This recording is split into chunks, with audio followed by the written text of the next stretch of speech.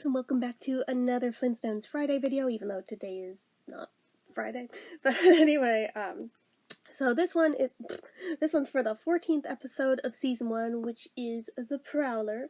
You can kind of guess where it's going just by that title, but the main thing in this one is that Betty is taking judo lessons after hearing news of this Prowler in their neighborhood, so that, you know, should their house get hit, she can protect herself.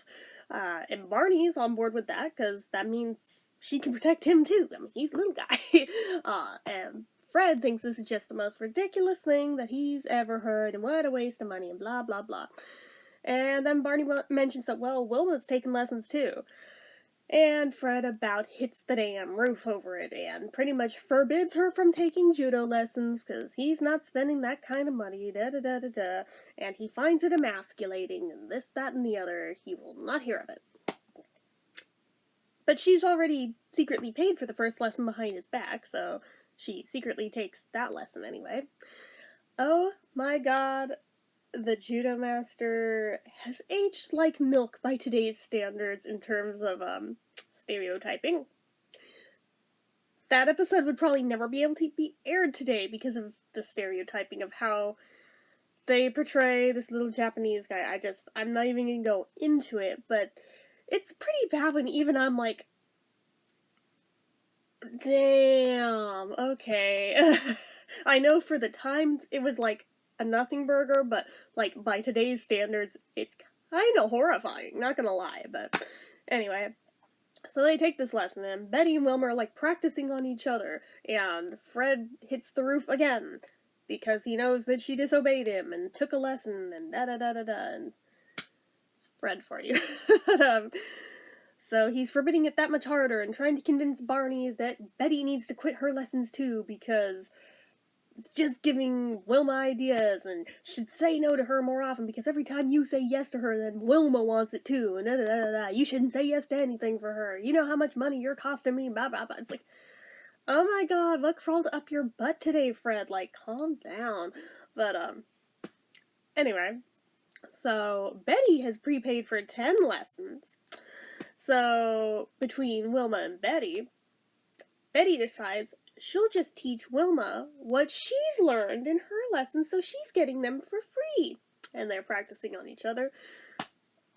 So Fred gets the genius idea that he's going to dress up as a Prowler and make a point that they wouldn't know what to do with a Prowler if they saw a Prowler. They'd go hide under the bed. You're wasting your money. So he makes a bet with Barney that if Betty hides under the bed, if he breaks into their house as a Prowler, and she hides under the bed, that the lessons are over, they end now. But if she actually uses the judo lessons on him, fine, he'll pay for the judo lessons. So he goes to break in. Unbeknownst to him, the real Prowler is also trying to break into that house at the same time, and is kind of watching his every move. And is critiquing Fred on, like, everything he does. Yeah, and Fred's too dense to get the, hey, this guy's the real Prowler. But anyway, so Fred's trying to break in and failing left and right because he's too fat to get in the window. But, when his presence is known, oh, the shit hits the fan, because Betty's, like, flinging him through the house and out the window, and this, that, and the other. The real Prowler's like, oh, screw this, I'm going next door. So he hits Fred's house, where Fred's like, oh no, I have to get in there first. However, Barney decides Betty better call Wilma to let her know about Fred's plan here, and so she doesn't get scared or whatever. So even though the real Prowler throws Fred out, she thinks the real Prowler is Fred. So she's flinging him throughout the house, left, right, up, down, every darn which way, after she's already taken it out on Fred once, I think. Maybe even twice. But now she's taking it out on him thinking it's Fred. And yeah, she basically is kicking ass and taking names. And it's kind of being awesome with it. Until she sees the both of them together outside and suddenly realizes, it's the real Prowler, and goes and hides under the bed. Along with, actually, the rest of them. They all go hide under the bed. Even when the Prowler comes back because he forgot his loot.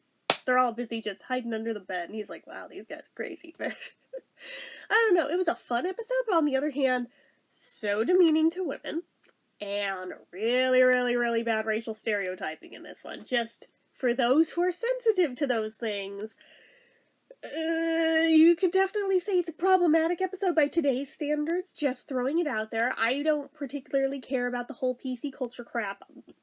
I don't care. But I know a lot of people do, so if you're gonna watch it, go into it with that in mind.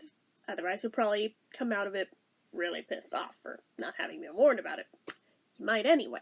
But that aside, it is a pretty solid episode, even if kind of dumb, because it's like, they're really just stretching out the same gag over and over through the whole dang episode, essentially. But it is fun, regardless, so I think I would still give it, like,